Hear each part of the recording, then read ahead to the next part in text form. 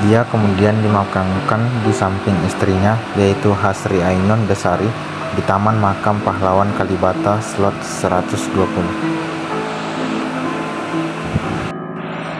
Kisah hidupnya sempat diangkat dalam 3 film layar lebar, yaitu pertama, Habibie dan Ainun pada tahun 2012, yang kedua, Habibie dan Ainun 2 pada tahun 2016, dan yang ketiga, Habibie dan Ainun 3 pada tahun 2019. Keberhasilan bukanlah milik orang yang pintar. Keberhasilan adalah kepunyaan mereka yang senantiasa berusaha. B.J. Habibie.